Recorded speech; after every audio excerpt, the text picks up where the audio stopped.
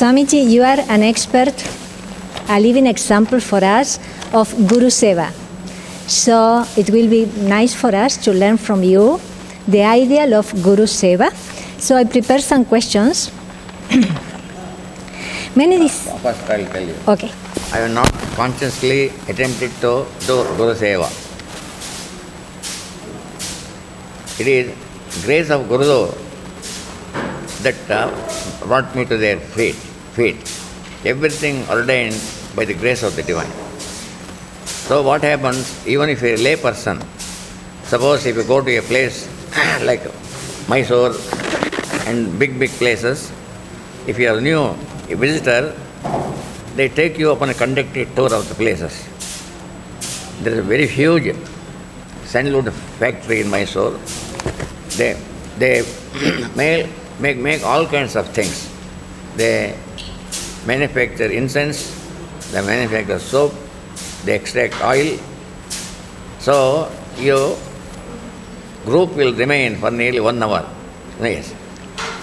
Because of your association in that place, constantly remaining in that the wonderful perfume place. When you come out, some incense, the fragrance sticks to you. That is, if you live with the great masters, without your knowledge, some of they rub against you, without our knowledge. That is what happened to me.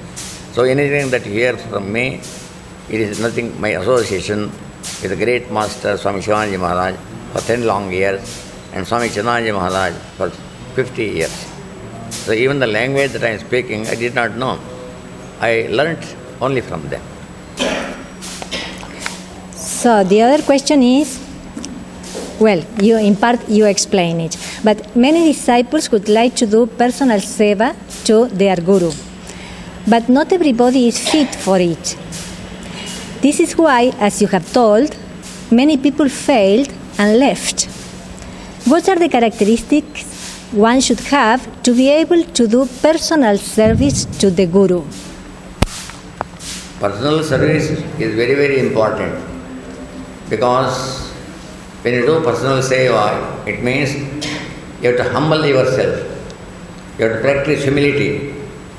All people cannot serve. People serve with motives, what I can get from the Guru. But it is a true sevak, one who serves only for the sake of devotion, worship, and to wait for the Guru to impart his knowledge. So, selfless service helps us to attain total purity of mind. It also helps us to cultivate humility. It also helps us to cultivate all the noble virtues which the Guru instilled in him. That is what happens if you constantly live for many years. And it is necessary to be born as a monk to serve personally a guru? You born where? Born where? As a monk. As a monk. Man, no guman. No, not necessary. See, in whatever birth you take, whether male or female, that is immaterial. It is the feeling is more important. For example, Anandamayama, very great lady. She was an unlettered person, but she had already perfected saint even before she was born, because in her previous birth she had finished all the preliminary practices. So in this life she only came to impart knowledge to others. She did not practice. Somebody asked, well ma, you insist that everyone should have a guru, but you yourself had no guru. He said, who said? I had no guru. I had many gurus in my past births. Same thing Ramana Maharshi also said. So, what is the guru? Guru means the darkness with ignorance. Guru means the one who removes the darkness and brings the light of wisdom to your heart. He is the guru.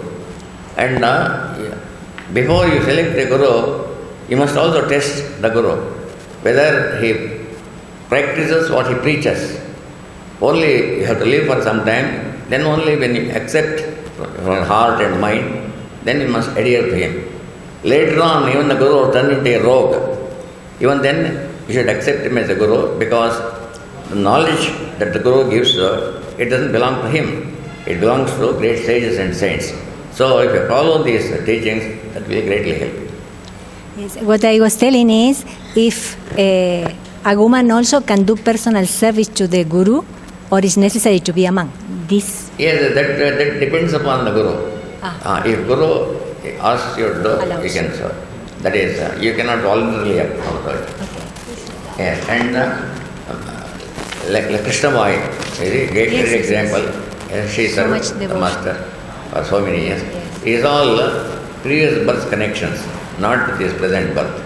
So all people cannot become. Yes.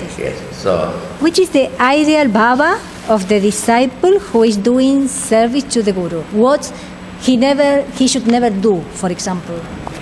They say there are many bhavas are there in the spiritual path. There is Vatsalya bhava, Sakya bhava, Dasya bhava. Hanuman had Dasya bhava, means humble himself. Oh Lord is my master, I am his servant. And Yashoda had Vatsalya bhava. Yashoda, Krishna, treated him as her own son, Vasya.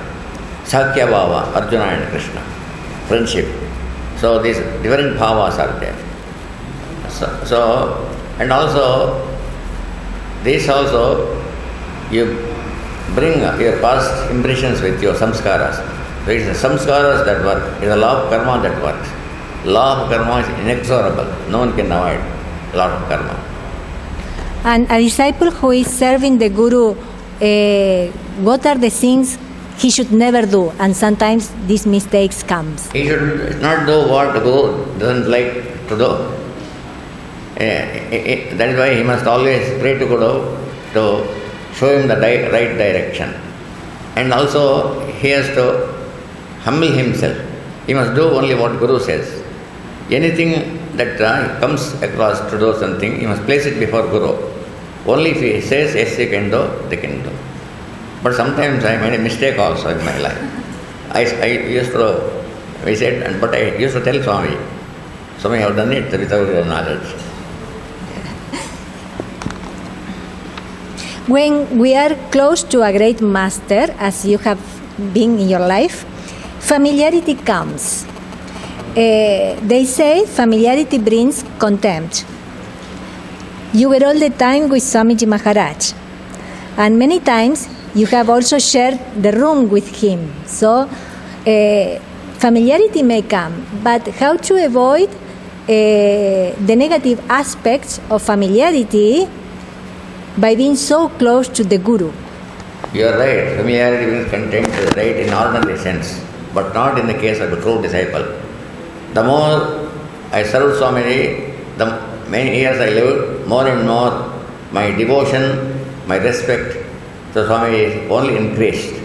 Swamiji. And sometimes I am a little surprised. I used to wake up from the bed. Is really serving such a great saint in my life? Is it really happening as a mere dream? Such things used to come to my mind. So it is all Bhagavan's wish, it is all his plan for every soul. So I never thought of it that I would ever meet a great person like Swamiji. It all happens. As the days went by, as I started growing here, things happen, they fall into right places. It is all in grace of the divine. Everything, even to do sadhana, even to come to sadhana, it is a grace of the divine. Even to make purushartha means self-effort, it is also grace of God.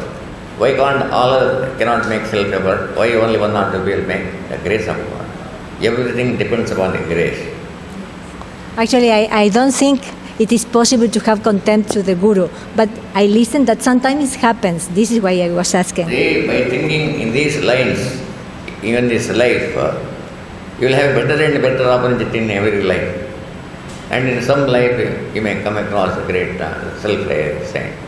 So, even to come to the ashram here, all the way from Santa Fe, and sitting here on the Ganges bank, itself is infinite grace of divine. It does not happen to everyone. Only a few fortunate souls.